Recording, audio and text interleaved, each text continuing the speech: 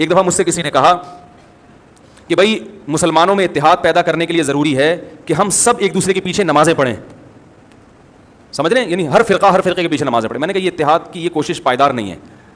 اگر ایک آدمی کا خیال یہ ہے کہ یہ جو نماز پڑھ رہا ہے یہ میری تحقیق کے مطابق صحیح نہیں ہے, تو آپ اس کو زبردستی مجبور نہ کریں کہ وہ اس کے پیچھے نماز پڑھے.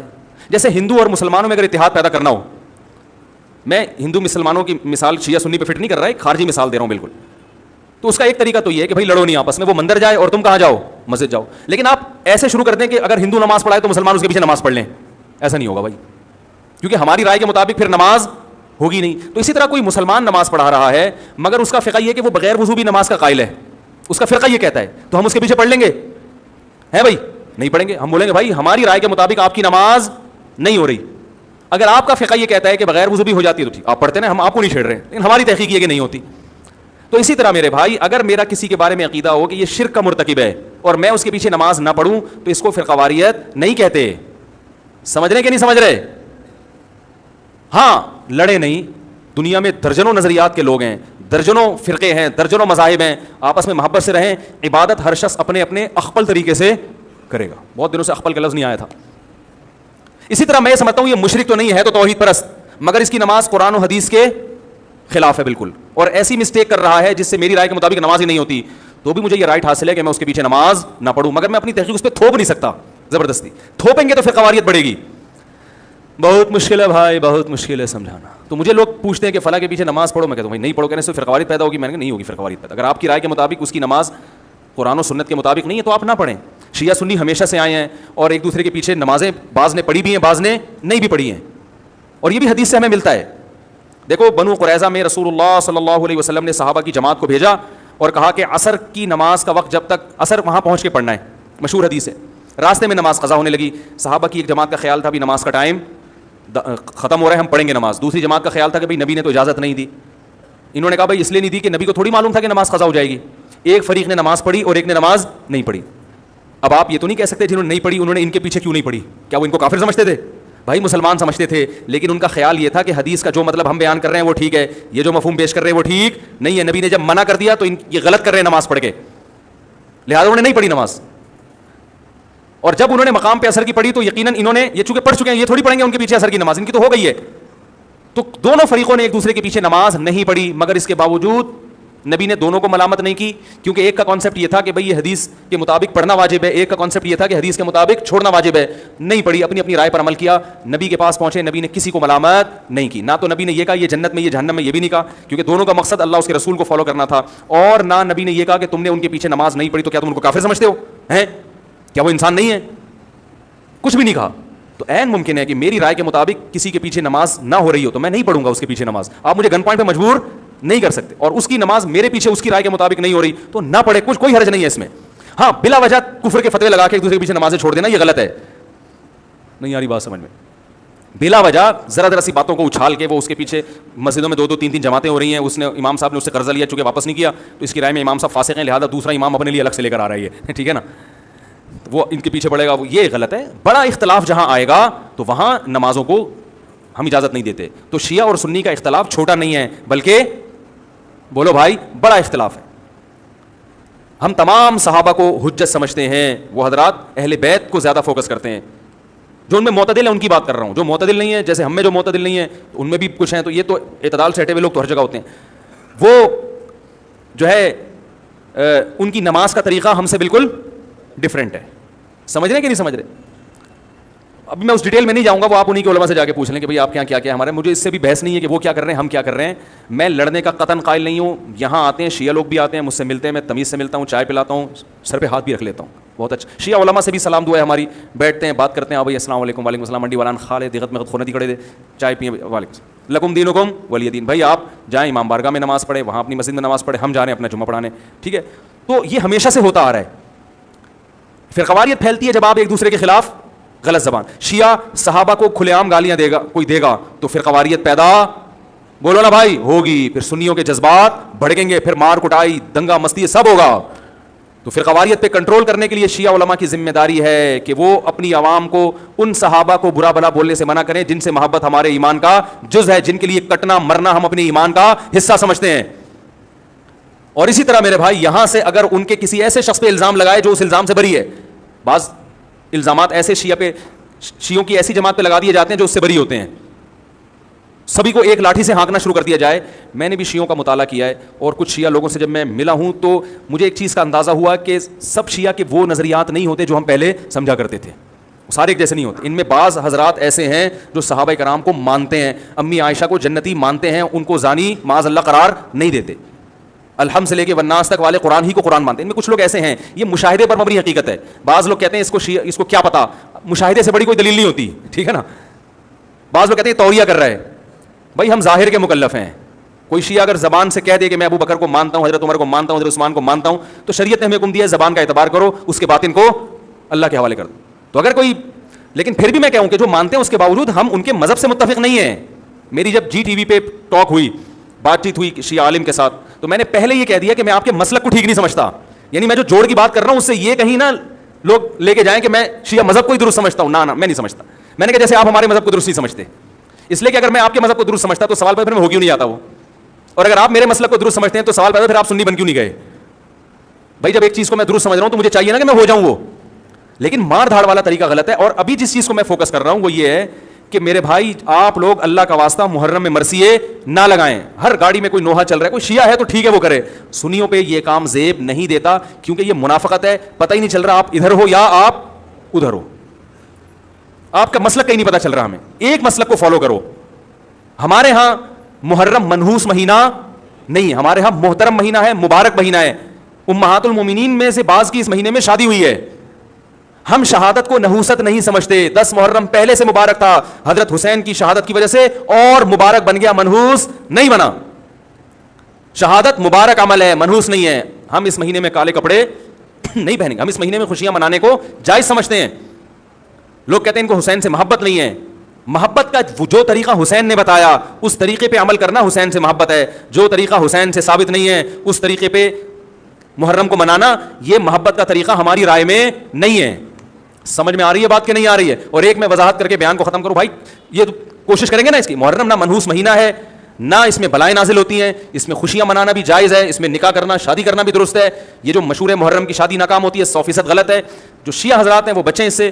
ہمارے ہاں یہ بالکل اس کی اجازت ہے. آپ محرم میں نکاح بھی کریں، محرم میں آپ اپنے بچوں کا عقیقہ بھی کریں، آپ اس جو ہے جو بھی خوشیاں ہیں آپ اس کی کریں، تاکہ اسلام کا جو رخ ہے نا، اسلام میں کوئی مہینہ منحوس نہیں ہے، تاکہ غیر مسلموں کے سامنے کم از کم ہماری طرف سے جو اسلام پیش ہو وہ یہ والا ہو، ان کی طرف سے وہ والا ہو. غیر مسلم کے پاس آپشن ہو کہ بھائی دیکھ لو ان میں جو اچھا لگتا ہے وہ والا اسلام آپ فالو کر لو. لیکن آپ بھی ویسے ہی بن گئے تو پھر اسلام کا ایک رخ جائے گا ان کے سامنے. سمجھ رہے ہیں کہ نہیں سمجھ رہے؟ تو اس لیے یہ گھروں میں مرثیے نہ لگایا کریں. میتوں پہ نوحہ کرنا، غم منانا ہماری شریعت میں پسندیدہ. 3 دن تک تعزیت ہے بس، اس کے بعد نہیں. اور عورت کے لیے شوہر کے مرنے پر 4 مہینے 10 دن عدت ہے. سمجھ رہے ہیں؟ اور دیکھو حضرت عمر کی جو یوم شہادت ہے نا، یکم محرم کہا جاتا ہے.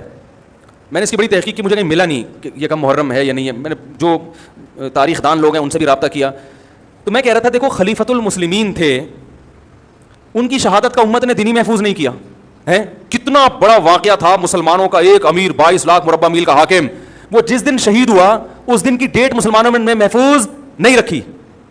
کیوں نہیں رکھی؟ اس لیے کہ مسلمانوں کو پتا تھا اس دن سے کوئی عمل وابستہ نہیں ہے. اسلام میں کسی کا تاریخ ولادت ہو یا تاریخ وفات ہو، اسلام ان تاریخوں کے اسلام کے نظر میں یہ امپورٹنٹ نہیں ہے. کوئی حیثیت نہیں ہے کہ کس دن کون شہید ہوا، کس دن کس کی ولادت. اسلام اس کو فوکس ہی نہیں کرتا. تبھی نبی صلی اللہ علیہ وسلم کی تاریخ ولادت بھی کسی صحیح حدیث میں نہیں ملتی. نہ تاریخ ولادت ملتی ہے نہ تاریخ وفات ملتی ہے. کوئی صحیح حدیث موجود نہیں ہے. تبھی علماء کا بڑا اختلاف ہے. اتنے اقوال ملیں گے، کوئی کہتے فلاں تاریخ ہو گیا فلاں. اس لیے کہ آپ صلی اللہ علیہ وسلم نے ان چیزوں کو اہمیت نہیں دی، عمل کو اہمیت دی ہے. سیرت حسین کو اختیار کرو بس. حضرت حسین کی سیرت کو اختیار کرو. وہ اختیار کرنے کے لیے تیار. حضرت حسین کی داڑھی تھی کہ نہیں تھی؟ بتاؤ نا.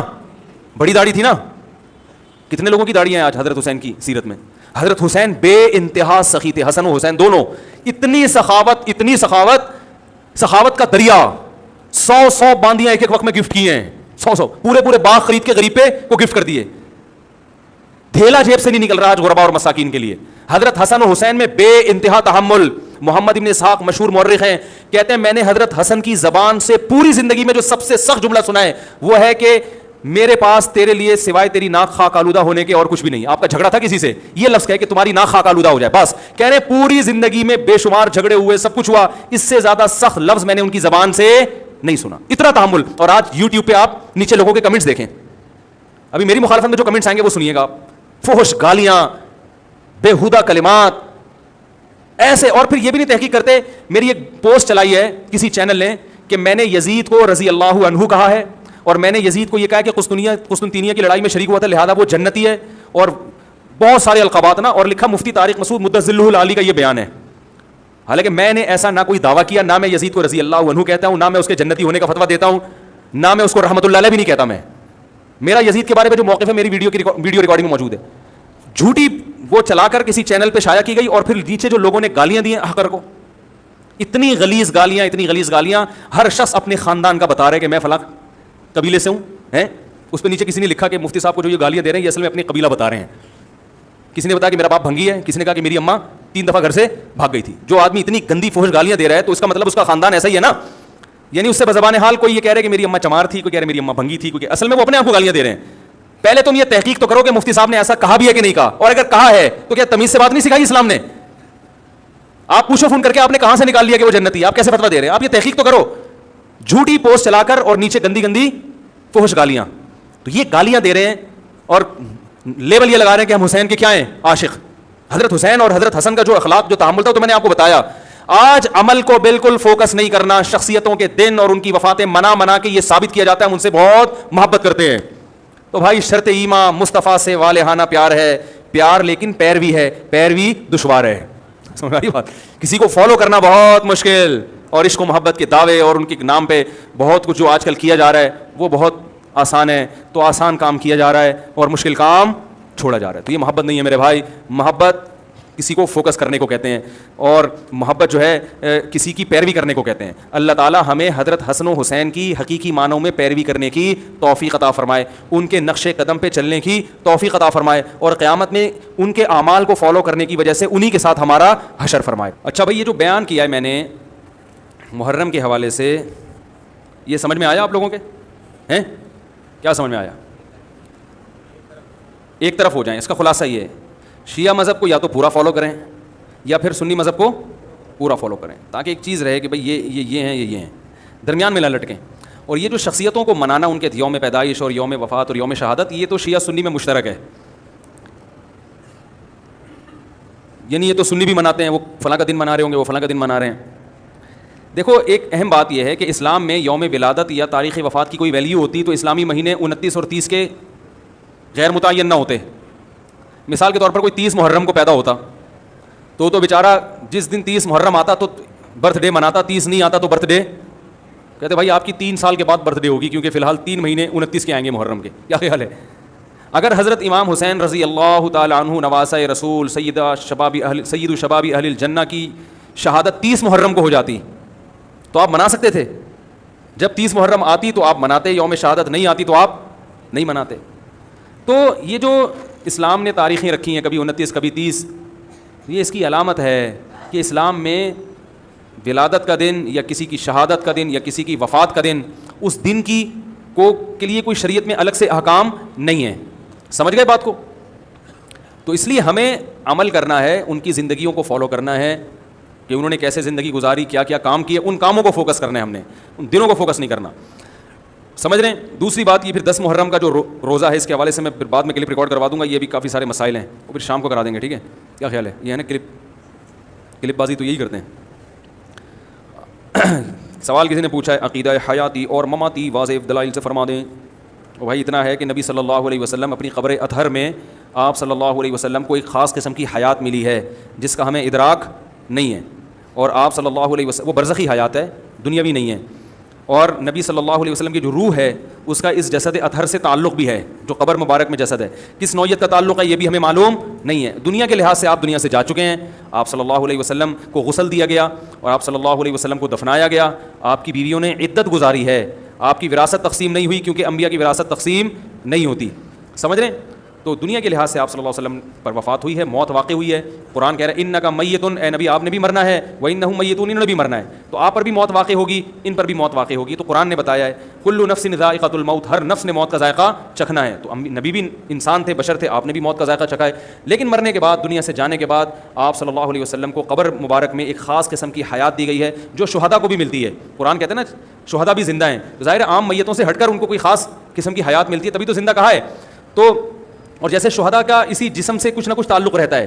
یہ تو بہت سارے واقعات ہیں. حضرت حمزہ رضی اللہ تعالیٰ عنہ جو شہید ہوئے, نبی صلی اللہ علیہ وسلم کے چچا حضرت حمزہ, تو جہاں شہادت کے بعد ان کی قبر بنائی گئی آج وہاں نہیں ہے, کیونکہ وہاں سیلاب آ رہا تھا. تو آپ خواب میں آئے اور آپ نے بتایا کہ میری یعنی مجھے یہاں سے نکالو, تو آپ کو نکال کے وہاں سے ابھی جو حضرت حمزہ کی قبر ہے وہ وہاں نہیں ہے جہاں اصل قبر تھی, وہاں سے ہٹایا گیا کیونکہ وہ ریلا ہے پانی کا. تو اس کا مطلب ہے کہ ظاہر ہے شہید کا روح سے جسم سے کچھ تعلق ہوگا نا, تبھی تو وہ کہہ رہے ہیں مجھے تکلیف ہو رہی ہے. اور آج بھی اس کے بہت واقعات آتے ہیں. بعض دفعہ سیلاب آنے لگتی ہے کسی شہید کی قبر کی قریب, وہ خواب میں آ کے بتا دیتے ہیں کہ مجھے یہاں سے شفٹ کرو, اور باڈی پوری سلامت ہوتی ہے ان کی. ایسے تو بہت سارے شہداء ہیں, میں نے تو ایسے بہت شہداء دیکھے ہیں کئی ہفتے گزرنے کے بعد بھی ان کی باڈی بالکل ٹھیک. یہ کرامت ہے, شہادت کے بعد کرامت کا ایک اثر ہے جو ظاہر ہوتا ہے. تو انبیاء کا تو تعلق جو ہے نا, وہ تو انبیاء کا مقام تو شہداء سے بھی زیادہ ہے, تو ان کو خاص قسم کی حیات ملتی ہے جو برزخی حیات ہے. یہ عقیدہ اہل سنت والجماعت کا ہے. باقی پنجاب میں جو یہ حیاتی مماتی پھڈے چل رہے ہیں, یہ مجھے تو سمجھ میں نہیں آیا کہ مماتیوں کا عقیدہ ہے کیا. میں جب ان سے پوچھتا ہوں تو وہ یہی بتا رہے ہوتے ہیں جو ہمارا ہے, سمجھ رہے ہیں. تو مجھے شاید اسی قسم کے مماتی ٹکرائے ہیں. تو میں کہتا ہوں یہ تو پھر آپ بھی وہی کہہ رہے ہیں جو ہم کہہ رہے ہیں, تو پھر اختلاف کیا ہے. اگر کوئی ایسا ہے جو بالکل اس کی حیات کی نفی کر دے کہ برزخی بھی نہیں ہے, تو پھر ظاہر ہے وہ غلط عقیدہ ہے, وہ بالکل غلط ہے. لیکن میں نے جہاں تک دیکھے ہیں وہ تو سارے یہی کہہ رہے ہوتے ہیں. تو دوسری بات یہ ہے کہ چھوڑو دوسری کر کے پھر ان چکروں میں نہ پڑیں تو زیادہ بہتر ہے, سب سے بہتر بات یہ صحیح ہے نا, چکروں میں نہ پڑیں تو زیادہ بہتر. رشتہ داروں میں شادی کرنا کیسا ہے؟ کچھ لوگوں نے کہا ہے کہ جو بچہ پیدا ہوتا ہے اس میں کوئی بیماری ہو جاتی ہے. اور بھائی رشتہ داروں میں ہمیشہ سے لوگ شادیاں کرتے آئے ہیں, یہ تو کزن میرج کے علاوہ شادیاں اب رواج ہوا ہے. میرا یوٹیوب پہ بیان ہے کزن میرج کے فائدے. آج بھی آپ کو سینکڑوں جوڑے دکھاؤں گا کزن میرج میں شادی ہوئی, 6-8 بچے سارے فٹ فاٹ, اور بہت سے ایسے ہیں جنہوں نے باہر شادی کی, لنگڑا بچہ پیدا ہوا, معذور پیدا ہوا. تو اس طرح کزن میں بھی بعض دفعہ معذور پیدا ہو جاتا ہے. تو خام خامے اپنی رشتہ داری کو خراب مت کرو. آج کل رشتے ویسے ہی مارکیٹ سے شارٹ ہیں. کزن کا رشتہ آیا وہ تو اتنا اچھا ہوتا ہے, دیکھی بھالی ہوتی ہے, یہ بھی دیکھا بھالا ہوتا ہے, پتہ ہے اس کی خوبیاں بھی معلوم, اس کی برائیاں بھی معلوم. بھائی کزنوں کو کزن کا پتہ ہوتا ہے اچھائیاں کیا ہیں اور برائیاں کیا. اس کو پتہ ہوتا ہے بچپن میں بنٹے کھیلتا تھا, لٹو کھیلتا تھا, لیکن چھوڑ دیے, گٹکا کھاتا ہے نہیں کھاتا. غیروں میں شادی تو ایک جوا ہے. تو خام ہمیں سائنسدانوں یا ڈاکٹروں کے کہنا, ان کا تو بیچاروں کا فیملی سسٹم ہے ہی نہیں نا, انگریزوں کا. ان کا تو شادی نہیں ہے, ان کو کیا اس سے, ہمارا فیملی سسٹم تباہ ہو رہا ہے. ممکن ہے کزن میرج سے نقصان ہوتے ہیں, لیکن اس کا ریشو اتنا کم ہے کہ وہ اتنا کم ریشو ہے اس کا کہ وہ جو ہے نا, وہ اتنا تو ویسے بھی انسان کو خارجی حادثات کا اندیشہ ہوتا ہے. آپ کا بچہ ٹرک کے نیچے آگے بھی مر سکتا ہے, اس کا ریشو زیادہ ہے پاکستان میں, نا گٹر کا پانی جو ہم پی رہے ہیں اس سے مرنے کے چانسز زیادہ ہیں. تو جب اتنا رسک لے رہے ہو تو ایک کزن والا رسک بھی لے لو جو بہت ہی کم ہے. قرآن مجید نے کزن میرج کو الگ سے ہائی لائٹ کیا ہے. اے نبی ہم نے آپ کے لیے ان عورتوں کو حلال کیا, اور آگے اللہ فرمایا وبنات عمک, آپ کے چچا کی بیٹیاں بھی آپ کے لیے حلال ہیں, ان سے بھی شادی کر سکتے ہیں. وبنات عماتک, آپ کی پھوپھی کی بیٹیاں بھی. اصل میں نبی کے واسطے سے ہمیں بتایا جا رہا ہے نا, کیونکہ عیسائیت میں کزن سے شادی جائز نہیں تھی, ہندوؤں میں بھی کزن سے شادی جائز نہیں ہے. عیسائی لوگ کزن کو سگی بہن کی طرح سمجھتے ہیں. سمجھ میں نہیں آ رہی بات؟ ان کے ابھی بھی نہیں ہے, الاؤڈ ہی نہیں ہے وہاں, کزن میرج الاؤ نہیں ہے یورپ میں, وہ اس کو سگی بہن سمجھتے ہیں. تو کمال ہے کہ لڑکے سے شادی الاؤ ہے, وہ میرج کر سکتے ہو آپ, وہ کزن سے نہیں کر سکتے. ابھی پاگل پنا ہے نا, جو کمبخت شادی کے لیے پیدا ہی نہیں ہوا آپ سے, وہ مرد ہے, وہ محل ہی نہیں ہے شہوت کا, تو وہ اس سے شادی الاؤ ہو گئی. تو خیر اسلام میں اللہ نے بتا دیا قرآن مجید میں کہ وہ بنات عمک, اے نبی اپنے چچا کی بیٹی سے بھی شادی کر سکتے ہو. وہ بنات عماتک, پھوپھی کی بیٹی سے بھی کر سکتے ہو. وہ بنات خالک, اپنے ماموں کی بیٹی سے بھی. وہ بنات خالاتک, اور اپنی خالہ کی بیٹی سے بھی شادی کر سکتے ہو. بیٹیوں سے یعنی ایک مر جائے تو پھر دوسری سے بھی کر سکتے ہو. تو اللہ نے اس رشتوں کو الگ سے ہائی لائٹ کیا ہے. تو بھائی ویسے اللہ بیان کر سکتے تھے اے نبی ساری نامحرم عورتوں سے نکاح جائز ہے, ان کو الگ سے ہائی لائٹ کیا, اس کا مطلب یہ بالکل جائز ہے, بہت اچھا کام ہے یہ, صحیح ہے. تو کوئی اچھی کزن ہو چھوڑے نہیں, پیغام بھیج دیں. اور اگر اللہ نہ کرے بچہ خدا نخواستہ معذور پیدا ہو گیا تو کزن کے کھاتے میں نہ ڈالیں. میں آپ کو ایسے درجنوں لوگ دکھا دوں گا جنہوں نے کزن سے شادی نہیں کی, بالکل دور کی ہے, بچہ نابینا پیدا ہوا, لنگڑا پیدا ہوا, سمجھ رہے ہو. اور ایسے سینکڑوں دکھا دوں گا. اب تک جو شادیاں مسلمانوں میں ہوتی آ رہی تھی وہ تو کزنوں میں ہی ہو رہی تھی, تو اب باہر رواج ہوا ہے, کتنے لنگڑے پیدا ہو گئے, کتنے معذور پیدا ہو گئے. تو خام ہمیں اپنے رشتوں کو خراب مت کرو. کزن میرج سے فائدہ یہ ہوتا ہے رشتہ داری بہت مضبوط ہو جاتی ہے. آپس میں پھڈا ہوگا نا تو دونوں خاندان بیٹھ جاتے ہیں, دونوں ان کو پتا ہے یار میری بھانجی کو طلاق دو تو میری بھانجی بھی تو لگتی ہے نا یہ, تو دونوں کا وہ جوڑ کی کوشش کرتے ہیں. اس لیے یہ زیادہ اچھی چیز ہے, اس کو پروموٹ کرنا چاہیے. گوروں کی باتوں میں مت آؤ. صحیح ہے. اب دیکھو گوروں نے کافی اور چائے کا رواج ڈالا نا, کیفین کا عادی بنا دیا ہم کو, نشے. ہر دودھ پیتے تھے پہلے مسلمان, لسی پیتے تھے, لسی سے ہٹ کے دودھ پتی پہ آ گئے, دودھ کا بیڑا غرق کر دی. گائے کو کیا کیا کھلایا جاتا ہے, چارہ کھلاتے ہیں, اللہ اپنی قدرت سے اس میں سے چکنا گاڑا دودھ نکالتے ہیں, قرآن میں اس دودھ کی تعریفیں کرتے ہیں. ہمیں وہ دودھ اچھا نہیں لگ رہا, کیونکہ گورے نے ہم پہ 100 سال حکومت کر کے دودھ پتی کا عادی بنا دیا ہے, ہم کو چائے کا عادی بنا دیا, سگریٹ کا عادی بنا دیا ہے, پھونک رہے ہیں سارے سگریٹ.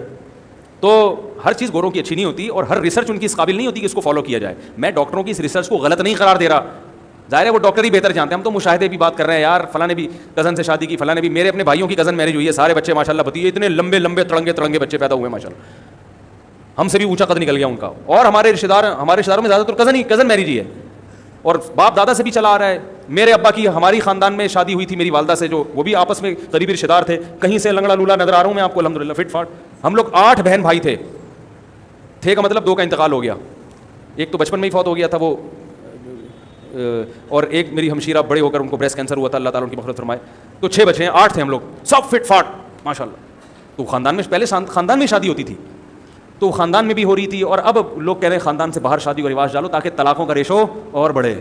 نہ قوم ملتی ہو آپ سے, نہ کم بخت کا. ان کے ہاں بالکل رواج ہی الگ ہے بھائی. آپ خاندان سے باہر جاؤ گے, آپ کی بیوی کو پتہ ہی نہیں کہ آپ کے ہاں کی رسم و رواج کیا ہے, اور آپ کن چیزوں کو زیادہ برا سمجھتے ہیں. وہ ان کو برا نہیں سمجھ رہی ہوگی, اور جن چیزوں کو وہ برا سمجھ رہی ہوگی آپ نہیں سمجھ رہے ہوگے.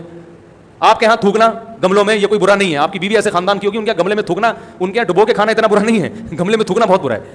بہت کلچر کا فرق آ جاتا ہے, اس میں طلاق کا ریشو بڑھتا ہے. سمجھ رہے ہو کہ نہیں سمجھ رہے ہو؟ کرو شادی, تب آگے. شادی کا آپشن چھوڑنا نہیں چاہیے, چاہے ڈاکٹر منع بھی کر رہا ہو. صحیح ہے نا, ڈاکٹر کتنا ہی. ہاں یہ ضرور ہے کہ اگر آپ کے اندر کوئی بیماری ہے جو ٹرانسفر ہو سکتی ہے, ٹیسٹ آپ کا ہو گیا, اتفاق سے پتہ چل گیا یار خطرناک بیماری ہے, اور یہ آپ کے خاندانی ہے, آپ کی کزنوں میں بھی, آپ میں بھی ہے, تو آپ غیروں میں کریں گے تو یہ بیماری ٹرانسفر نہیں ہوگی, کزن میں کرنے. ایسی کوئی رپورٹ کسی کی آ جائے تو وہ نہ کریں. بعض موروثی بیماریاں ہوتی ہیں, اور وہ میڈیکلی جب رپورٹ آتی ہے تو پتہ چل جاتا ہے کہ یہ آپ کا خاندانی مسئلہ ہے. تو آپ میں اگر خاندان میں شادی کی تو یہ مسئلہ اور بڑھے گا, باہر شادی کی تو یہ مسئلہ نہیں ہوگا. تو پھر ایسی صورت میں ہم یہی کہیں گے بھائی یہ تو چونکہ آپ کی بیماری آ گئی ہے, آپ کی ٹریس ہو گئی ہے, اور آپ نے ٹیسٹ کروایا تھا جسے پتہ چل گیا کہ بعض لوگوں میں کچھ خاندانی مسائل ہوتے ہیں, بعض میں دماغی بیماری ہوتی ہے, وہ خاندان سے چلی آ رہی ہوتی ہے, ان کے سارے بچے سیٹنگ ان کی آؤٹ ہی ہوتی ہے بچوں کی, تو وہ آپ ان سے زیادہ الجھیں گے, وہ لگا دیں گے 2-4 کھینچ کے, وہ خاندانی کوئی مسئلہ ہوتا ہے ان کے. ٹھیک ہے نا, تو ایسا کوئی مسئلہ ہے تو ٹھیک ہے بھائی. اگر کسی مدرسے میں بچوں کی فیس متعین ہو تو کیا ہم وہاں زکوٰۃ دے سکتے ہیں؟ بچوں کی فیس جب وہ لے رہے ہیں تو زکوٰۃ کیوں دے رہے ہیں؟ اگر وہ غریب بچے بھی ہیں جن پر خرچ کر رہے ہو تو ٹھیک ہے. پرفیوم لگانے سے نماز ہو جائے گی بھائی, لگایا کرو پرفیوم, کچھ تو بدبو ختم ہوگی مسلمانوں کی. فرض نماز کی تیسری رکعت میں اگر الحمدللہ کے بعد بسم اللہ پڑھ کر سورت ملا دیں تو کیا نماز ہو جائے گی؟ تیسری رکعت میں اگر آپ سورت ملا دیں تو بھی نماز ہو جائے گی. تیسری رکعت میں سورت نہ ملائیں تو بھی ٹھیک ہے, ملا دیں تو بھی ٹھیک ہے. نبی صلی اللہ علیہ وسلم سے ملانا بھی ثابت ہے, نہ ملانا بھی ثابت ہے. تو تیسری رکعت میں کچھ بھی نہ پڑھیں تو بھی ٹھیک ہے, سورہ فاتحہ بھی نہ پڑھیں تو بھی ٹھیک ہے. پہلی 2 رکعتوں میں فاتحہ بھی اور سورت ملانا بھی ضروری. فرض کی بات کر رہا ہوں, سنتوں کی نہیں. اور فرض کی تیسری اور چوتھی رکعت میں سورہ فاتحہ پڑھ لیں تو اچھا ہے, اس کے بعد سورت ملا لیں. بہتر ہے کہ سورت نہ ملائیں, صحیح ہے نا, بلکہ رکوع کر لیں, لیکن اگر سورت ملا بھی دیں تو بھی ٹھیک ہے. مفتی صاحب نماز میں بڑی رقم جیب سے گر جائے تو کیا رکھ سکتے ہیں؟ جی ہاں رکھ سکتے ہیں. بڑی رقم گر گئی تو پھر وہ کوئی 2-3 لوگ اور بھی اس کے اوپر گر جائیں گے, تو ان کو گرنے سے بچانے کے لیے وہ رقم اٹھا کے نماز میں جیب میں ڈالیں, اور جہاں سے نماز وہیں سے کنٹینیو کریں. میرے تایا ابو شدید بیمار ان کے لیے دل سے دعا, اللہ تعالیٰ ان کو شفائے کامل عاجل عطا فرمائے. مفتی صاحب جب ہم پی ٹی آئی والے بحث کرتے ہیں تو ہم اس کو کہتے ہیں کہ علماء کا بڑا طبقہ پی ٹی آئی کو ناراض ہے, تو پی ٹی آئی والے تائیوں سے صاحب کو سنو, تو آپ جو ذرا وضاحت کریں کہ پی ٹی آئی ویڈیو سیاسی سوال نہ پوچھو یار میرے بھائی, ایک طوفان بدتمیزی کھڑا ہو جاتا ہے, کسی کی حمایت کر نہیں سکتے آپ. پی ٹی آئی کی کرو گے جے یو آئی والے دار اسلام سے خارج کر دیں گے, جے یو آئی کی کرو گے پی ٹی آئی والے آپ کو منافق کہہ کے نکال دیں گے. تو ہم نے کہا چپ ہی رہو, زیادہ اچھا ہے بھائی, جو مرضی تم نے کرنا ہے کرو یار. لیکن بس اتنی بات کہتا ہوں, کسی پہ تہمت لگانے سے پہلے اپنے قائدین کو مت دیکھو, خود تحقیق کر کے تہمت لگاؤ, چاہے وہ پی ٹی آئی والا جے یو آئی پہ لگائے یا جے یو آئی والا نہ پی ٹی آئی کے کہنے سے مولانا فضل الرحمان کو ڈیزل چور کا ہو, اور نہ مولانا فضل الرحمان کے کہنے سے عمران خان کو یہودیوں کا ایجنٹ کا ہو.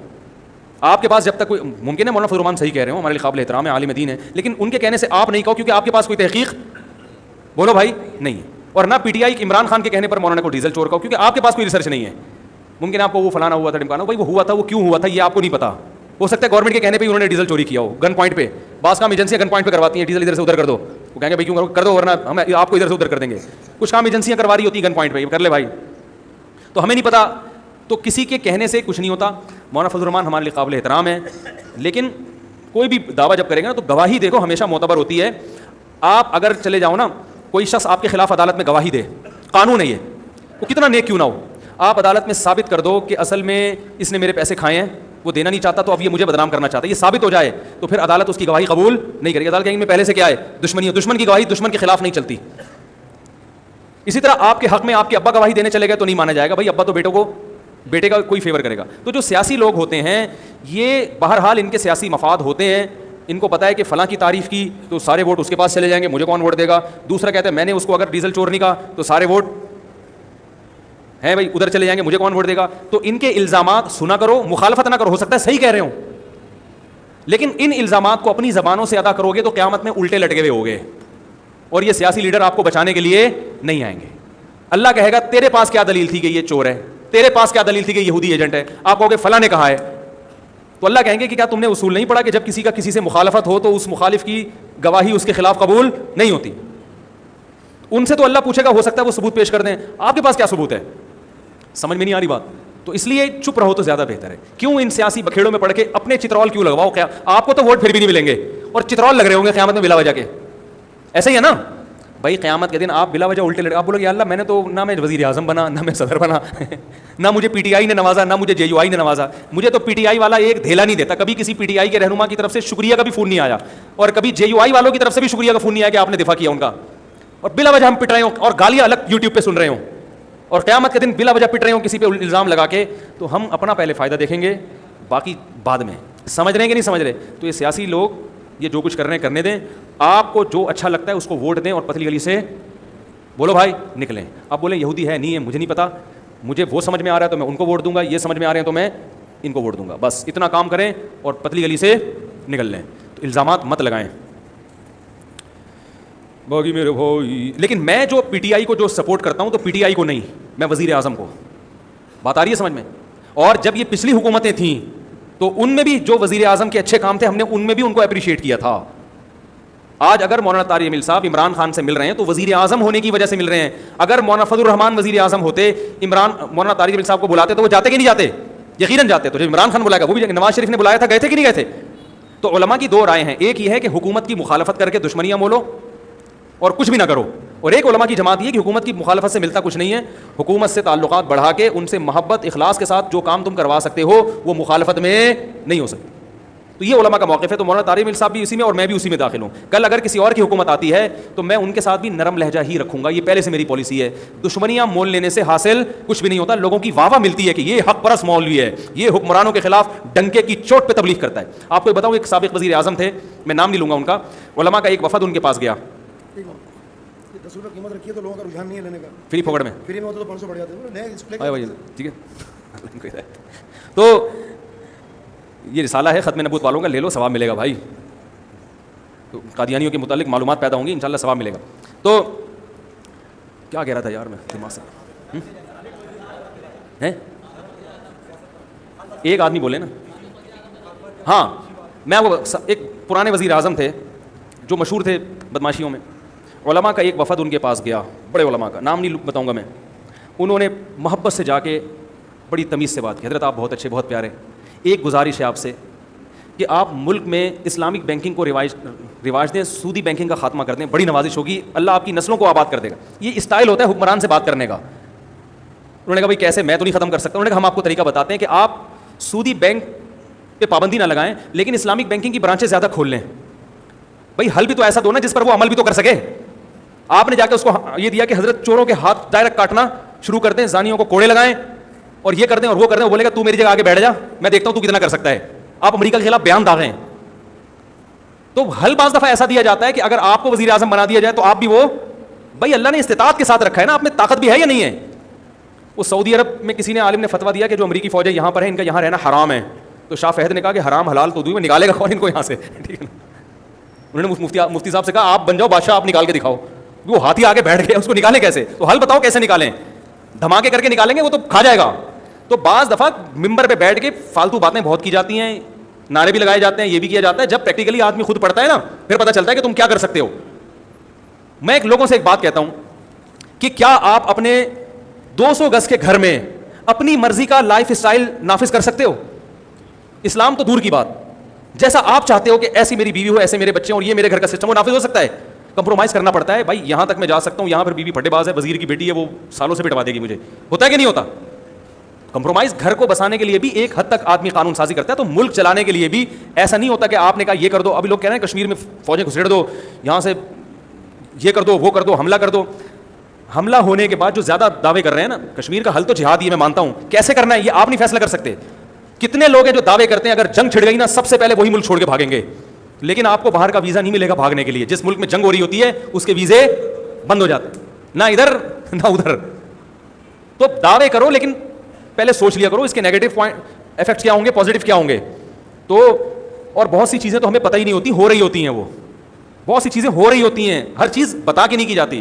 ایک فیشن بن چکا ہے حاکم کو برا بلا کہنے کا, حکمرانوں کو, جو ہر پالیسی میں یہ غلط کر رہا ہے, وہ یہ بھی غلط کر رہا ہے, وہ یہ بھی غلط کر رہا ہے, وہ یہ بھی غلط کر رہا ہے. اس کو لوگ کہتے ہیں حق پرست آدمی ہے. تو ان سے حاصل کچھ بھی نہیں ہوتا. تاریخ اٹھا کے دیکھو, ماضی میں وہ علماء جو ہمیشہ حکمرانوں کے خلاف رہے, ان نے کوئی بڑا کردار ادا نہیں کیا ہے یعنی قوم کی تبدیلی میں. جنہوں نے حکمرانوں سے قرب حاصل کر کے محبت کے ساتھ ان کو سمجھا بجھا کے پالیسیاں منوائی ہیں, انہوں نے قوم کی بہت بڑی خدمت کی. ماضی میں اس کی بہت ساری مثالیں ملتی ہیں. میں یہ نہیں کہہ رہا مکھن لگانا شروع کر دیں اپنے ذاتی مفاد کے لیے, غلط چیزوں میں بھی اپریشیٹ کریں, یہ نہیں کہہ رہا. لیکن حکمرانوں کی ایک مزاج ہوتا ہے, فطرت ہوتی ہے کہ جو بھی حاکم ہوگا, جو بھی اپر لیول ہوگا, وہ ڈنڈے سے گالی گلوچ سے کبھی بھی نہیں مانتا. یہ مزاج ہے. گھر میں آپ کی بیوی ڈنڈے سے, آپ 2 انڈے منگوا کے دکھائے, آپ سے ڈنڈا اٹھایا, بولے 2 انڈے لے کر آ, آپ بولو گے آپ ضد میں, بولے نہیں لاؤں گا, جو آج سوکھا پراٹھا کھاؤ آپ. ہوگا کہ نہیں ہوگا؟ تبھی ہم عورتوں کو کہتے ہیں بھائی یہ تمہارا سربراہ ہے, اس سے اپنے مطالبات محبت سے منواؤ, محبت سے. اور اگر سختی کرنی ہے تو جمہوریت کا راستہ ہے, دھرنے تو جا کے اسلام آباد پہ بیٹھ جاؤ کنٹینر میں, وہ جمہوریت کا راستہ ہے. لیکن مخالفانہ تقریریں کرنا, وہ یہ ایسا, وہ منافق, وہ فلانا, وہ ڈمکانا, اس سے حاصل ہونے والا کچھ بھی نہیں ہے. آپ کے ملک کی طاقت بکھر جاتی ہے. حکومت جو کام اچھے بھی کرنا چاہتی ہے وہ بھی نہیں کر پاتی. سمجھا پا رہا ہوں میں؟ تو وہ ایک وزیر اعظم تھے, ان کے پاس علماء کا ایک وفد گیا, انہوں نے کہا بھائی, تو اس نے کہا میں کیسے کر سکتا ہوں یہ. انہوں نے پھر بتایا کہ ایسا کریں آپ کہ آپ اچھی چیز کو پروموٹ کریں, خراب خود بخود کم ہو جائے گی. تو اسلامک بینکنگ کو اس نے وعدہ کیا کہ میں انشاءاللہ آپ سے ایگریمنٹ کرتا ہوں کہ میں اسلامک بینکنگ کو پروموٹ کروں گا. لیکن وہ عمل ہونے سے پہلے ہی حکومت الٹ گئی, خاتمہ ہو گیا حکومت کا. تو اور اس طرح کی میرے پاس بہت ساری مثالیں ہیں, لیکن میں دوں گا اس لیے نہیں کہ یہ پھر ٹاپک ہمارا سیاست پہ چلا جاتا ہے. کوئی کہے گا یہ فلاں کو اپریشیٹ کر رہے ہیں, فلاں وزیر اعظم کی حمایت کر رہے ہیں, وہ پورا سیاسی موضوع بن جاتا ہے. لیکن ماضی میں اس کی بہت ساری مثالیں ہیں. علماء نے حکمرانوں کے پاس بیٹھ کے محبت سے ان کو ایک بات سمجھائی اور اس کا حل بھی بتایا کہ اس طرح کر لیں آپ, تو وہ ہو گیا کام الحمدللہ. سمجھ رہے ہیں؟ تو چاہے وہ عمران خان کی حکومت ہو, چاہے وہ نواز شریف کی حکومت ہو, چاہے وہ زرداری کی حکومت ہو. زرداری جیسا مرضی تھا, لیکن بہت سے کام محبت سے اسے بھی کروائے جا سکتے تھے. کیا خیال ہے بھائی؟ بھائی ہر تل میں تیل ہوتا ہے, کسی میں کم ہوتا ہے, کسی میں زیادہ ہوتا ہے. جن تلوں میں کم تیل ہے اس سے کم تیل نکال لو, جن میں زیادہ اسے زیادہ نکال. اب یہ مطلب نہیں کہ میں زرداری کی تعریفیں کر رہا ہوں, بہت اچھے, وہ تو کتنے اچھے تھے وہ تو سب کو پتہ ہی ہے. لیکن جو مخالفت کرنے والے ہیں, جو جب کوئی حاکم ہو تو اس کی مخالفت برائے مخالفت سے دشمنیوں کے علاوہ کچھ بھی حاصل نہیں ہوتا. پاور اور ڈنڈا حکومتی کے پاس ہوتا ہے. جب آپ مخالفت کرو گے تو حکومت آپ کے خلاف ڈنڈا گھمائے گی, پھر آپ روگے اور قوم آپ کے رونے کو دیکھ کے ہنسے گی, قوم آپ کا ساتھ نہیں دے گی. تو حاکم کی ہمیشہ سے اطاعت کا حکم, اس کی عزت کا حکم, اس کے احترام کا حکم ہے. چاہے وہ مولانا فضل الرحمان حاکم بن جائیں, چاہے نواز شریف بن جائے, چاہے زرداری بن جائے. جب وہ بن جائے, نہیں بنا تو پھر جو ہے وہ اس کی اوقات, جو بھی جس کی جو اوقات ہو وہ بیان کر سکتے ہیں آپ. لیکن جب حاکم بن گیا تو یونائٹی کس میں ہے, اتحاد کس میں ہے؟ یار ہمارا ہے جیسا مرضی ہے. کیا خیال ہے؟ ہم اپنے وزیر اعظم سے محبت کرتے ہیں, ہم اپنی فوج سے محبت کرتے ہیں, ہم اپنی ایجنسیوں سے محبت کرتے ہیں, ہم اپنے حکمرانوں سے محبت کرتے ہیں دشمن کے مقابلے میں.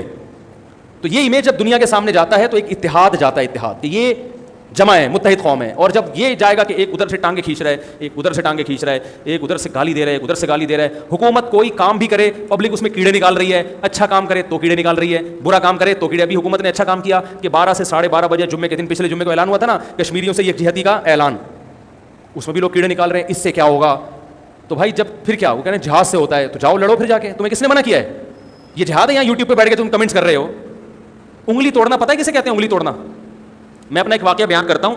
ہماری بچپن میں ایک ٹیم تھی, فرینڈس کرکٹ کلب. میرے جو بچپن کے دوست ہیں ان کو وہ ٹیم یاد ہے. چھوٹے تھے ہم لوگ, ہم نے ٹیم بنائی, کیا نام رکھا؟ فرینڈس کرکٹ کلب, اس ٹیم کا نام تھا. ہمیشہ ہارتی تھی وہ ٹیم, کیونکہ ہم بہت بچے تھے اور ہمارا مقابلہ بڑے بڑے لڑکوں سے ہوتا تھا.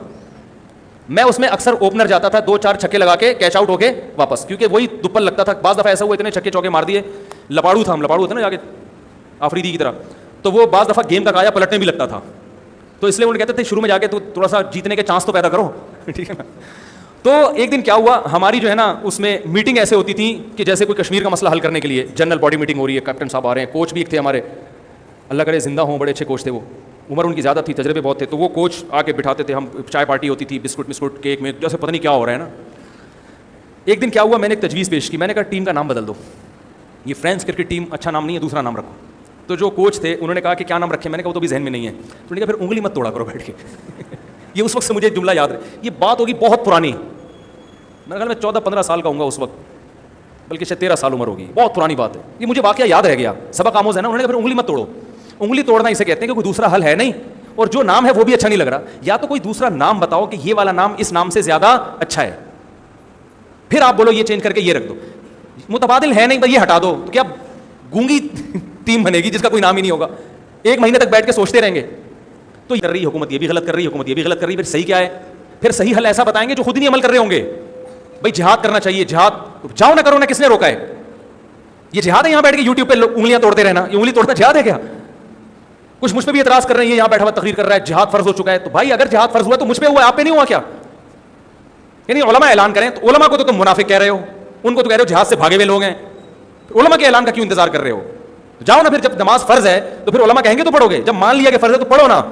उंगली तोड़ने के अलावा कोई काम नहीं है। तो ये मनफी सोच रखने वाले लोग होते हैं, इनसे खुद भी दूर रहा करें और बच्चों को भी इनकी पहुंच से दूर रखा करें। तमाम दवाएं बच्चों की पहुंच से दूर रखे होता है ना। तो जो अच्छा काम कर रहा है, कल मौलाना फजलुर रहमान अगर वज़ीर आज़म बनते हैं तो अभी से सलूट, वो जो भी अच्छा वो हमें बुलाएंगे, हम इज्जत के साथ जाएंगे और उनसे भी गुजारिशात कुछ करेंगे। हो सकता है उनसे गुजारिशात करने की ज़रूरत ही नहीं, वो इतने अच्छे हों कि वो कहें आपके आए बगैर मैं वो सारे काम कर रहा हूँ। तो जो आए बगैर नहीं कर रहा तो उसके पास जाके करवाएंगे, ठीक है ना। तो हो सकता है कल मेरी भी इमरान खान के साथ कोई तस्वीर आ जाए, तो अभी से जो हजरात गालियाँ देना चाहते हैं आप किसी और पे निकाल दें, क्योंकि हम तो कुछ काम करने के कायल हैं। हुक्मरानों से दूर रह के कुछ भी नहीं होता। काम वही लोग करते हैं जो बड़े बड़े ऑफिसर से मिलते हैं, लेकिन अपनी ज़ात के लिए नहीं। मुझसे बड़े बड़े लोग, मेरे पास ऐसे ऐसे लोग आते हैं, मैं उनका कार्ड सेव नहीं रखता। वो कहते हैं कोई काम हो तो बताइएगा, नहीं रखता, उसी वक्त फाड़ के डस्टबिन में फेंक देता हूँ। मुझे आपसे इंशाल्लाह कोई काम नहीं पड़ेगा।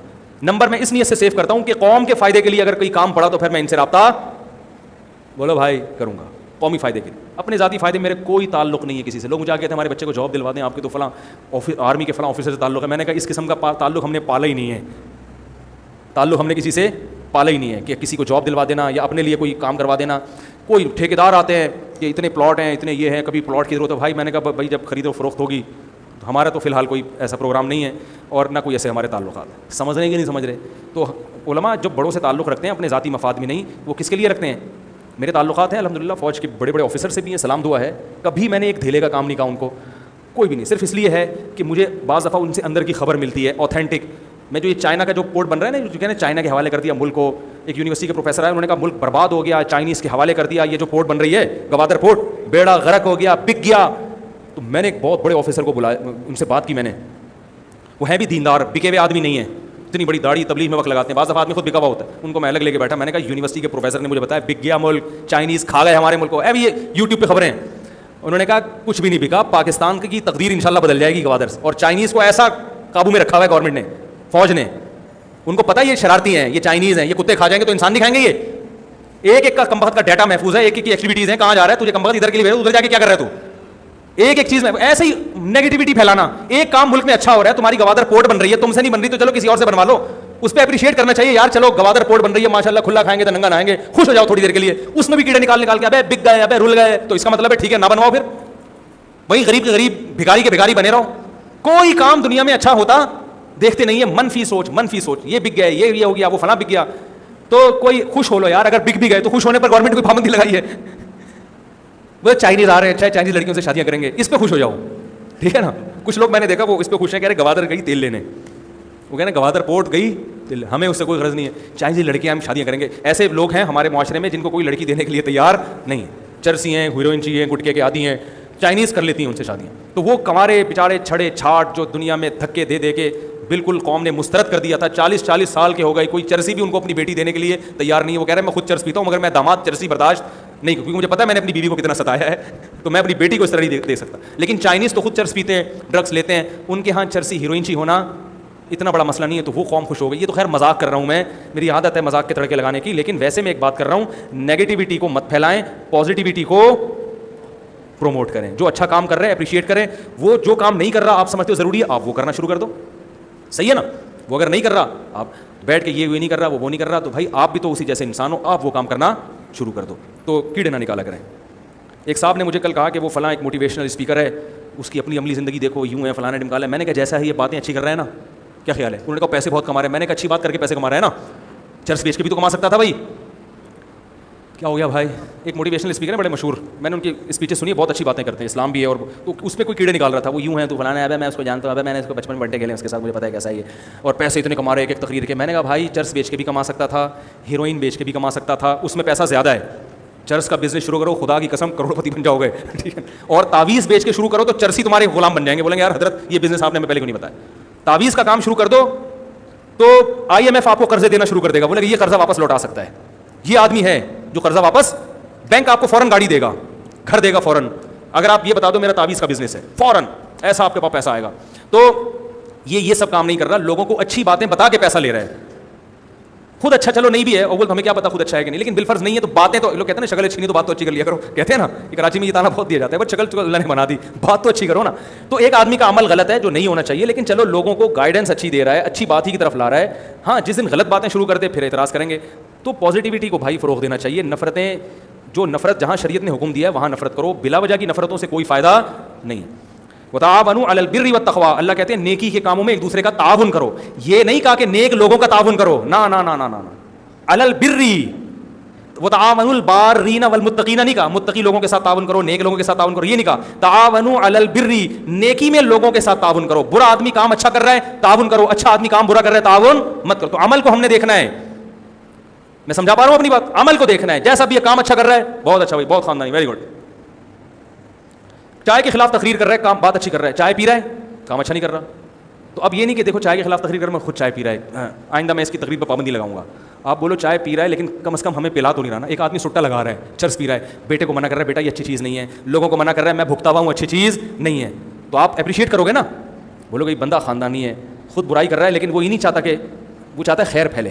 ایک لومڑی کی دم کٹ گئی جنگل میں, اس نے تقریر کی, لوگوں کو آ کے سمجھایا جانوروں کو نا. اب لوگ جانور اس کا مذاق اڑاتے تھے, دم کٹی دم کٹی دم کٹی, بڑی پریشان ہوئی. اس نے لوگوں کو جمع کیا, وہاں جانوروں کو, لوگوں کو نہیں جانوروں کو جمع کیا.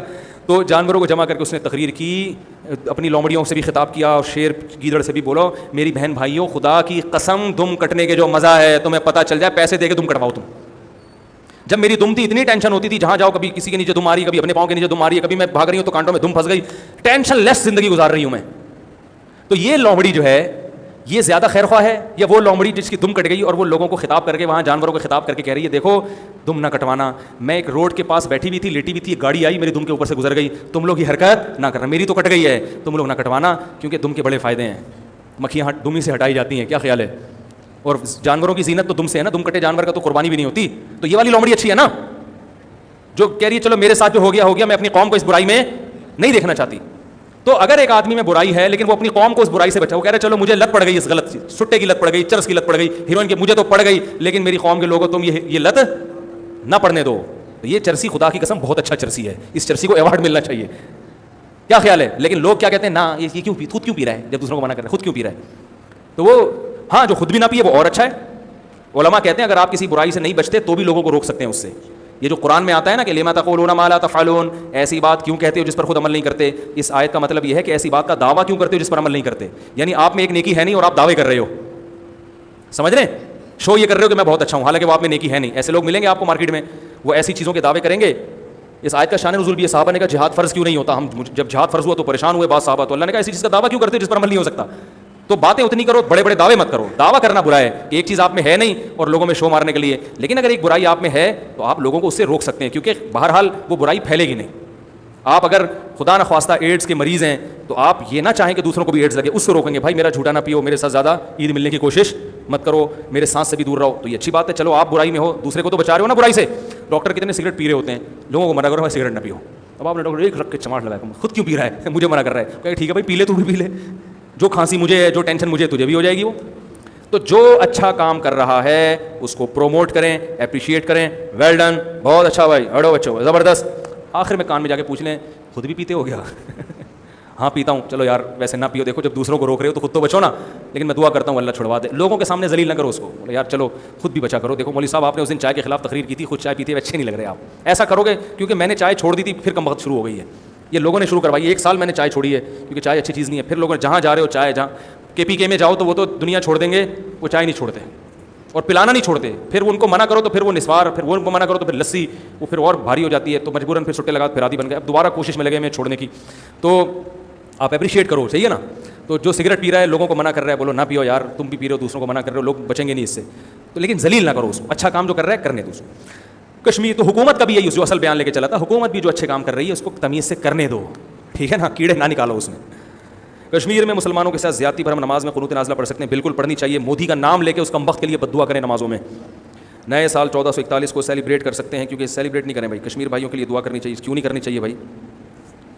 کچھ لوگوں کا کہنا ہے کہ امام کو معاوضہ لینا جائز نہیں ہے, کیونکہ حضور صلی اللہ علیہ وسلم نماز پڑھانے کا معاوضہ نہیں لیتے تھے, امام کو چاہیے کہ نماز کے علاوہ کام کرے. یہ بڑی ڈیٹیل میں ایک بیان ریکارڈ کروا چکا ہوں, دوبارہ ریکارڈ کرواؤں گا. اس پر پوری امت کا اجماع ہے کہ امام کے لیے تنخواہ لینا جائز ہے. نبی صلی اللہ علیہ وسلم کے دور میں لوگوں میں دین کا اتنا غلبہ تھا, ایک تو سارے نیک, اب تو آپ کو نماز پڑھانے کی صلاحیت والے کم لوگ ملیں گے. پہلے تو جو بھی آگے ہو جاتا تھا, اب تھوڑی ایسا ہو سکتا ہے کسی کو بھی آگے کر دو. کل ایک مسجد میں نماز پڑھی, اتنی خوبصورت مسجد, کروڑوں روپے اس پہ خرچ ہوئے ہیں. امام کی تلاوت سنی تو ہم نے کہا یار یعنی ذرا بھی تجوید نہیں ہے, ذرا بھی. میں نے کہا مسجد پہ اتنا پیسہ خرچ کر دیا, تو امام کم از کم ایسا تو لاتے نا جس کو کوئی پڑھنا تو جانتا ہو. تو اب ظاہر ہے جو باصلاحیت آدمی جب آپ رکھیں گے تو 5 ٹائم نمازوں کے لیے اس کو اپنے آپ کو فارغ کرنا پڑے گا. اور پہلے زمانے میں لوگ خیال کیا کرتے تھے اماموں کا, آج کل پبلک خیال نہیں کرتی. عید بقرعید پہ بھی میں نے دیکھا ہے اب لوگ امام کے گھر میں ہدیہ نہیں بھیجتے. ہمارے بچپن میں تو عید کے میں کیا آپ بھیجنا شروع کرتے ہیں. ایک مثال دے رہا ہوں کہ پہلے زمانے میں ہم دیکھتے تھے اپنے بچپن میں عید کے, بھائی امام تو سب کا ہے نا, تو عید کے دن لوگ کوئی کھیر بنا کے لا رہا ہے کوئی, تو بھائی امام صاحب. اب تو وہ بھی ختم, ہر آدمی اپنا اپنا, مجھے میرے گھر نہ بھیجیں, میں نہیں کھاتا اتنا, میں میٹھا ویسے نہیں کھاتا. تو ایک مثال دے رہا ہوں, وہ بھی ختم. تو ظاہر ہے اس کو تنخواہ بھی نہیں ملے گی, تو وہ پھر وہ چوریاں کرے گا یا کیا کرے گا وہ, تو یا تو کوئی وہی انگلی توڑنے والی بات ہے. آلٹرنیٹ کچھ نہیں بتا رہے, انگلی توڑنے کو اس کو تنخواہ نہ لو, تو انگلی مت توڑیں. فرینڈس کرکٹ کلب نام ہے, اس کو وہی رہنے دیں. بیوی کے پاس سونا ہو تو کیا شوہر اس کی زکات ادا کر سکتا ہے اس کی اجازت سے, اور شوہر کے پیسے کس کو بنا بغیر دے سکتے ہیں؟ شوہر کے پیسے کسی کو بھی اس کی اجازت کے بغیر نہیں دے سکتے. آج کل خواتین شوہر کی پینٹوں سے پیسے نکال دیتی ہیں. ایک خاتون کو میں نے منع کیا, نہیں, وہ کہہ رہی ہمارے لیے تو کما رہا ہے, یہ ہمارے ہی تو ہیں, یہ تو ہمارا حق ہے, یہ جائز نہیں ہے. عورت شوہر کے مال کی, جیسے اس کی پینٹ کی محافظ ہے نا, اس طریقے کر کے رکھا ہوا ہے, کوئی چوری نہ کرے, تو پینٹ کے اندر جو ہے اس کی اس سے زیادہ حفاظت کرو. یہ چوری ہے, یہ غلط ہے, ناجائز ہے. ہاں وہ ایسا کنجوس شوہر ہے کہ آپ کا ضروری نان نفقہ بھی نہیں دیتا, کھانے کو ہی نہیں دے رہا, پھر چوری کر سکتی ہیں. کم وقت دے ہی نہیں رہا, بیٹھے ہوئے صبح ناشتے میں بھوکے, ایسے کنجوس آدمی کی پینٹ سے خاتون پراٹھے کے پیسے نکالیں, انڈا پراٹھا مکھن جو متبادل ناشتہ ہے وہ نکال کے باقی پیسے واپس پینٹ میں ڈال دیے. اور اگر آپ کا خیال ہے کہ 1 مہینے تک ناشتہ نہیں دے گا تو 1 مہینے کے رکھیں, اگر 1 سال تک نہیں دے گا تو 1 سال تک پھر اسی سے ناشتہ کریں, آپ کے لیے حلال ہے انشاءاللہ. جائز ہے, ظاہر ہے, وہ تو شوہر کی ذمہ داری ہے نا ناشتہ کرانا. کم وقت ناشتہ بھی نہیں کرا رہا تو پھر تو اپنا حق تو لے سکتے ہیں نا. اب خواتین ایسا نہ ہو پینٹ کی بیڑا غرق کر دیں شوہروں کی. اکثر شوہر تو اتنا تو خرچہ کرتے ہی ہیں بھائی, کوئی یہ بھی نہ کر رہا ہو تو پھر لے سکتے ہیں, یہ حدیث سے ثابت. ویسے تو شہرت حرام ہے, پر اگر شرط حرام ہے, دوستوں میں جس سے محبت بڑھتی ہو, نہیں شرط لگانا حرام ہے, چاہے محبت بڑھے یا نفرت. بندہ گناہ جو والد حضرات اپنے لڑکوں کے ساتھ اپنے کاروبار میں لگاتے تھے ان کو ان کا حق نہیں دیتے, اب بچے اپنی شرم کی وجہ سے ان کا حق نہیں ہوتا. بھائی یہ مسئلہ میں بعد میں ریکارڈ کرواؤں گا, پہلے بھی کئی دفعہ ریکارڈ کروا چکا ہوں. اپنی یہ کیا لکھا ہوا ہے, تصاویر بنانے کا کیا حکم ہے؟ میٹڈ تصاویر, ڈیجیٹل تصویر کا تو اختلاف ہے, بہت سے علماء اس کو تصویر نہیں کہتے, پرنٹ تصویر وہ جائز نہیں ہے. جو طلبہ بالغ ہو چکے ہیں شادی کرنا چاہتے ہیں, جبکہ ان کے ساز اور والدین کہتے ہیں کہ پہلے اپنی پڑھائی مکمل کر لو. شادی سے کسی کا باپ نہیں آپ کو روک سکتا, بشرطے کہ اپنے خرچے پر کر رہے ہو. صحیح ہے نا, آپ کے باپ کو شادی سے روکنے کا رائٹ بولو بھائی نہیں, کیونکہ یہ باڈی کی ریکوائرمنٹ ہے, یہ آپ کا بیسک بنیادی انسانی حقوق میں سے ہے کہ نہ آپ کو کوئی کھانے سے روک سکتا ہے, نہ آپ کو کوئی شادی سے روک سکتا ہے, نہ لڑکی کو نہ لڑکے کو. کسی کے آج تک کوئی ایسا باپ پیدا اللہ نے نہیں کیا. جو ہو رہے ہیں وہ پیدا تو ہوئے ہیں, لیکن وہ ویسا بن نہیں رہے جیسا اللہ نے پیدا کیا تھا ان کو. سمجھ رہے ہو نا. تو باپ کو چاہیے اپنے حقوق اپنی دائرہ کار متعین کریں, میں بیٹے پر کہاں تک آرڈر چلا سکتا ہوں کہاں تک نہیں. 6 سالہ محمد ابو بکر ابن نعمان بہت بیمار ہیں, دل سے دعا اللہ شفا عطا فرمائے. سیوریج کے حوالے سے اہلیان علاقہ نمازی حضرات سب نماز کے بعد باہر جمع ہو جائیں. یہ تو پہلے اعلان کرتے بھائی. یہ جو ہمارا نارتھ کراچی ہے, بلکہ پورا کراچی یہ بھنگی خانہ بنا ہوا ہے, پتہ نہیں چل رہا اس کا ذمہ دار ہے کون, کس کے گھر کے باہر جا کے بیٹھیں, کہاں دھرنا دیں, ہے کون, وہ نکالو باہر. تو وزیر اعظم سے گزارش ہے صرف یہ بتا دیں کراچی میں یہ جو گٹر لائنیں ابل رہی ہیں, کچرا کنڈی جگہ جگہ اور غلاظتوں کے ڈھیر, ہر گھر میں بچے, میرے جتنے بچے ہیں ماشاءاللہ اللہ اور برکت دے ان میں, سب بیمار پڑے ہوئے ہیں اور ہر گھر کا یہی حال ہے. میں نے آج ڈاکٹر صاحب سے پوچھا, میں نے کہا ایک بچہ لیٹا, پھر دوسرا, پھر تیسرا, پھر چوتھا. ماشاءاللہ اللہ نے 13 بچے مجھے دیے ہیں, کیونکہ میں یہ فیملی پلاننگ کا قائل نہیں ہوں, اور اس کی وجہ سے گھر میں رونق ہے, خوشیاں ہیں, گھر جاتے ہیں دل باغ باغ ہو جاتا ہے. ہاں 13 بچے ایک ہی عورت کے کھاتے میں ڈالو گے پھر وہ ٹینشن ہے بھائی. ایک ہی سائز کے 13 بچے تو ظاہر ہے وہ یہ آپشن بھی شریعت نے دیا ہے, مختلف سیکشن ہیں, ٹھیک ہے نا, کچھ وہاں ہیں کچھ وہاں ہیں کچھ وہاں ہیں. اور اگر کسی خاتون کے 13 ہو بھی جائیں تو وہ اکٹھے نہیں ہو جاتے, 13واں بہت بڑا ہو چکا ہوتا ہے جب 13واں پیدا ہوتا ہے, پہلا بہت بڑا ہو چکا ہوتا ہے. تو یہ اتنا بڑا مسئلہ نہیں جتنا فیملی پلاننگ والوں نے بنا دیا. تو خدا کی قسم بچوں سے بہتر انٹرٹینمنٹ ہے نہیں, بچوں سے بڑی ڈپریشن کا علاج کوئی نہیں ہے. بچوں سے نیٹ پہ بچوں کی ویڈیو سرچ کر لو, ایسا مزہ آئے گا. وہ حالانکہ دوسروں کے بچے ہیں, جب اپنے بچے حرکتیں کریں, ہر بچہ ایک نیا سائنسدان بن کے پیدا ہوتا ہے, نئی حرکتیں کر رہا ہوتا ہے, تو عجیب عجیب باتیں کر رہا ہوتا ہے. انٹرٹینمنٹ ہے, فل تفریح. بچے ہوتے ہیں تو گاڑی رکھنے کا بھی مزہ ہے, اپنی گاڑی میں بچوں کو ڈال کے گھمانے پھرانے لے کے جاؤ, تفریح کا مزہ, پکنک کا مزہ, عید الفطر کا مزہ, بقرعید کا مزہ, رمضان کا مزہ تو ہٹو بچوں, رمضان میں مزہ ہی اس گھر میں آتا ہے جس میں فیملی ہو, بچے ہوں. تو یہ تمہیں یہودیوں نے تمہاری زندگی برباد کر دی, سکون برباد کر دیا. کتے بلی پال رہے ہو گھروں میں جا کے تم سکون کے لیے. گوروں کو دیکھو, ہر گھر میں بندر ملے گا آپ کو, کتے ملیں گے. میں نے گورے دیکھے کم وقت بندروں کے پیمپر چینج کر رہے ہیں. ارے تجھے اپنے بچے کے پیمپر چینج کرتے ہوئے تو تکلیف ہو رہی ہے, اور بندروں کے تم پال پال کے ان کے بندر انسان سے اچھا تھوڑی ہوتا ہے, جو انسان کا بچہ جو خوشیاں دیتا ہے. پھر بڑے ہو کر آپ کا دست و بازو بنیں گے, سینہ تان کے محلے میں پھرو گے. اتنے جوان بیٹے سندھ میں ایسا ہوتا تھا, اندرون سندھ, جب بیٹے جوان ہوتے تھے نا تو کوئی جیسے کسی سندھی کے پاس آیا دھمکی دی تو وہ کہتا تھا ہمارے بیٹوں نے بھی پگڑیاں باندھ لی ہیں, یعنی بڑے ہو گئے ہیں, اب ذرا ہلکا ہاتھ رکھ. تو ڈرتے ہیں بھائی اب تو اس کے بیٹے جوان ہو گئے ہیں, تو بزنس کو بھی بڑھائیں گے, ملازمت میں بھی ساتھ دیں گے. اور محبت جیسی بیٹے سے باپ کو ملتی ہے, بیٹیوں اور بیٹے سے, خدا کی قسم یہ محبت اللہ نے اس کائنات میں پیدا کی نہیں ہے. ایسی محبت, جنازے پہ سب سے زیادہ اولاد روتی ہے. دوست احباب تو اوپر سے رو رہے ہوتے ہیں, اور ایک آدھ دن. اولاد ساری زندگی روتی ہے, ساری زندگی دعائیں مانگتی ہے. جتنے رونے والے بڑھانا چاہتے ہو نا اتنے پیدا کر لو, ٹھیک ہے نا. جتنے چاہتے ہو کہ مجھے محبتیں ملیں اتنے پیدا کر لو گھر میں. اور بیوی کو بتاؤ کہ تمہارا بھی فائدہ ہے, عورت کی صحت بھی اچھی رہے گی, ڈپریشن میں بھی نہیں جائے گی, میاں بیوی کا رشتہ مضبوط ہوگا. کتنے کیسز ہیں کہ میاں بیوی میں بیوی علیحدگی مانگ رہی ہے, کیوں؟ 2 بچے تھے بڑے ہو گئے, 3 بچے تھے بڑے ہو گئے, ان کی شادیاں ہو گئیں. اللہ نہ کرے ایسا اکثر نہیں ہوتا, لیکن بسا اوقات پھر عورت کا کہیں چکر بازی شروع ہو جاتی ہے. وہ اس کو شوہر کہتے ہیں اب کیا کرنا ہے میں نے, بعد میں شوہر کی چکر بازیاں شروع کرتے ہیں, اس کو نکالو اپنی زندگی سے اس عورت کو. بچے ہوتے ہیں ایلفی کا کام دیتے ہیں, صحیح ہے نا بھائی. اتنے بچے چھوڑ کے کہاں علیحدہ ہوں گے ہم, ابھی منع کی ختنیں بھی نہیں ہوئی. بیگم تم ایسی باتیں کر رہی ہو بھائی, تمہیں وہ پڑوسی اچھا لگ رہا ہے, منع کی ختنیں تو کرا لو, وہ بھی منع کی خاطر آپ کے ساتھ اٹیچ رہے گی. یہ منع ہے, یہ میرا جگر کا ٹکڑا, اور یہ منع کے ابا. سبحان اللہ, کیسا بہترین خطاب آپ کو دیا میں نے, ٹھیک ہے نا. عورت آپ سے محبت شوہر ہونے کی وجہ سے اتنی نہیں کرتی, خدا کی قسم لکھ لو اس کو. عورت آپ سے محبت جو ٹوٹ کے کرتی ہے وہ اس لیے کہ آپ اس کے بچوں کے باپ ہو, کیونکہ عورت کے لیے اپنے بچے سے زیادہ محبوب چیز اللہ نے اس کائنات میں پیدا کی نہیں ہے. جانوروں میں دیکھ لو نا یار, بلی کیسا لڑتی ہے اپنے بچوں کے لیے. بچے پیدا ہو جاتے ہیں نا, وہ بلی کا بی پی ہر وقت ہائی رہتا ہے, ہر وقت نہیں بیٹھی رہے گی, کوئی بچوں کو چھیڑ تو نہیں رہا کوئی. تو انسان ہے, وہ تو اس سے زیادہ محبت کرتا ہے. وہ 2-3 بچوں کے بعد بیگم کو فارغ کر دیا تمام دنیا کے تمام کاموں سے. اب وہ واٹس ایپ پہ لگی ہوئی ہیں, فیس بک پہ مختلف آئیڈیاں. تو ایک دن آ گیا, کوئی زیادہ اچھی مچھیں تھی اس کی, اتفاق سے وہ زندگی میں آ گیا, ادھر کو نکلنی وہ, ٹھیک ہے نا. سب نہیں ایسا کرتی, کچھ کی بات کر رہا ہوں, لیکن وہ بھی تو غلط ہے نا, کچھ لوگوں بھی سے برائی سے بچانا ہے. اور بعض دفعہ کچھ کام نہیں ہوتا تو پھٹے بازی.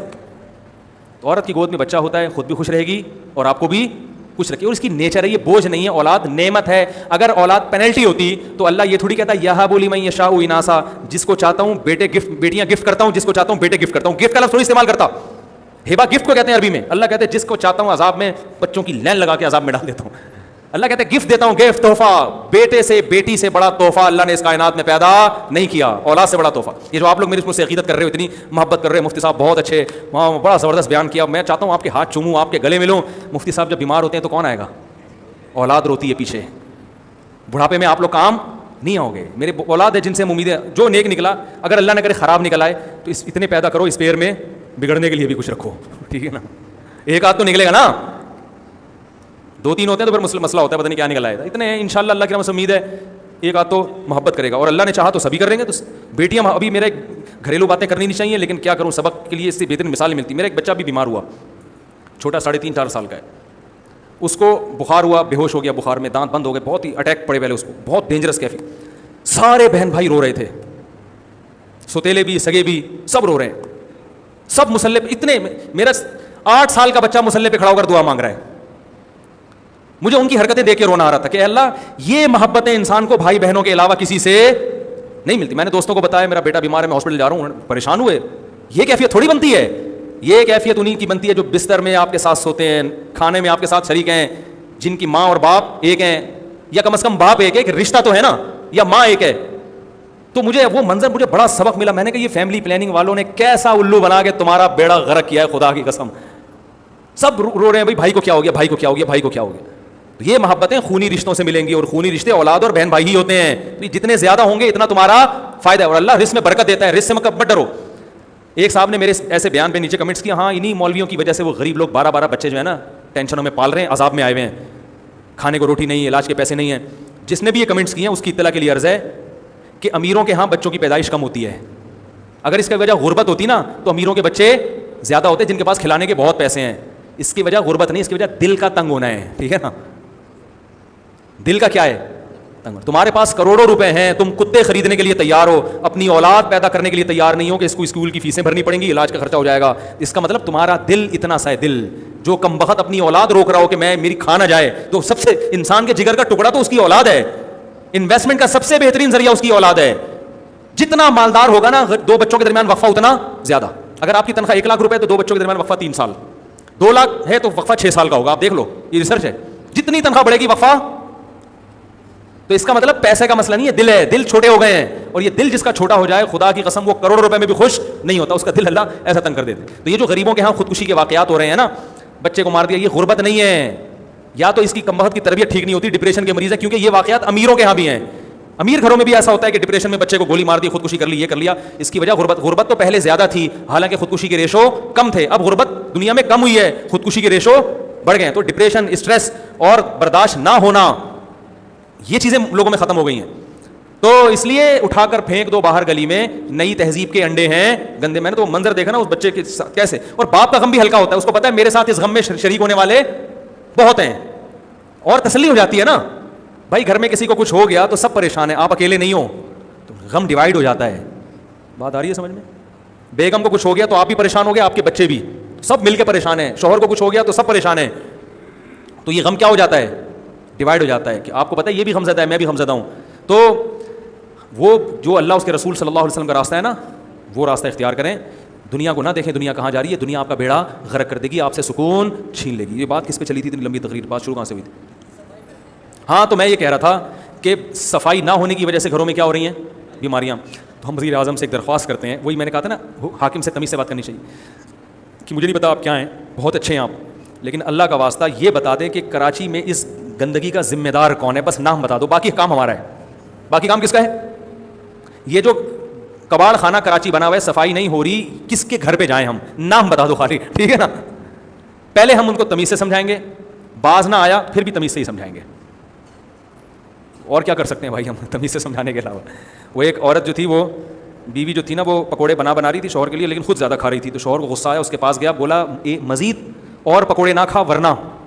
تو جیسے اس نے ورنہ کا, بیوی نے کرچلی اٹھائی, ورنہ کیا کرے گا؟ کہہ رہا ورنہ صبر کروں گا, اور کیا کروں گا. لیکن انشاءاللہ اس کے گھر کے باہر جا کر تمیز سے ایسا دھرنا دیں گے, بیٹھ جائیں گے, اور ہم اپیل کریں گے یوٹیوب پہ, اپنے چینل پہ, بھائی فلاں آدمی ہے جو ان حالات کا ذمہ دار ہے. اہلیان کراچی سے گزارش ہے کہ اگلا جمعہ اسی کے گھر پہ ہوگا, میں وہی جمعہ پڑھاؤں گا, آدھا کراچی اس کے گھر کے باہر جا کے بیٹھ جائے گا. اور بھائی جب تک یہ کراچی میں صفائی نہیں ہوگی ہم آپ کے گھر سے اٹھیں گے نہیں. جمعہ بھی وہیں ہوگا, فجر بھی وہیں ہوگی, ظہر میں چھٹی لے لوں گا مدرسے سے, انشاءاللہ مجھے چھٹی دے دیں گے. تو ہمارا یہ پروگرام ہے, لیکن پتہ تو چلے کس کے گھر کے باہر جا کے بیٹھنا ہے. یار اپنی غلطی نہیں ہے, کراچی والوں کی غلط ہے. حکومت کو اسی لیے بنایا جاتا ہے کہ وہ مینجمنٹ ہوتی ہے حکومت کے پاس. حکومت کوئی ٹاسک دے ہمیں, پھر ہم نہ کریں تو پھر ہماری غلطی ہے نا. پتہ ہی نہیں چل رہا ہے کون. تو بھائی جن کو بھی پتہ چل جائے کہ کون ہے تو مجھے بتائیں کہ ان حالات کا ذمہ دار کوئی اسپیسیفک ایک فرد بتائیں, کوئی تنظیم نہیں, کوئی کس کے گھر جائیں گے ہم, وہ بندہ بچائیں. ہم اس وقت مصروف ہے الحمدللہ, بہت میرے اپنے بھی الفاظ ہوں گے اس میں. تو اس نے کہا دیکھو ہم صبح سے بہت اہم کاموں میں لگے ہوئے ہیں. ایک ریکٹ دکھایا اور 5 مکھیاں مری ہوئی. کہا الحمدللہ کراچی کے لوگوں کے پاس ایک بہت اہم کام ہے, مکھیاں مارے ہیں, ٹھیک ہے نا. کہ میں نے 25 کا ہدف ہے میرا کہ مغرب تک میں انشاءاللہ 25 کمپلیٹ کروں گا. قوم کی خدمت ہے نا یہ مکھیاں مارنا. تو 5 مر چکی ہیں, نیچے دکھائی. تو وہ مجھے اتنی ہنسی آئی, وہ اتنی سنجیدگی میں اس نے کہا نا, اور بالکل صحیح نقشہ کھینچا. کھانے میں مکھیاں گھس رہی ہیں, ناشتے میں مکھیاں جا رہی ہیں. گنے کے جوس والوں سے میں تو بہت بچ رہا ہوں, کیونکہ اتنی مکھیاں گنے کے اس پہ بیٹھی ہوئی ہیں, پتہ نہیں یار کتنی پس کے جا رہی ہیں, کیا ہو رہا ہے یار, کچھ اللہ کا نام لو بھائی, ٹھیک ہے نا. تو بائک پہ بغیر ہیلمٹ کے جاؤ, 2 مکھیاں آ کے چپک رہی ہیں. کیا کباڑ بنا دیا. تو حکومت سے گزارش ہے, نام بندہ بتاؤ, خالی کیا بتاؤ, بندہ بتاؤ. اس کا ذمہ دار کون ہے؟ آپ نہیں کچھ کر سکتے, ہم جائیں گے, ہم اس سے جا کے ملیں گے انشاءاللہ. اس کا باپ بھی کرے گا انشاءاللہ, کچھ نہ کچھ تو اس کا باپ بھی کرے گا. اللہ تعالیٰ عمل کی توفیق عطا فرمائے. وما علینا الا البلاغ.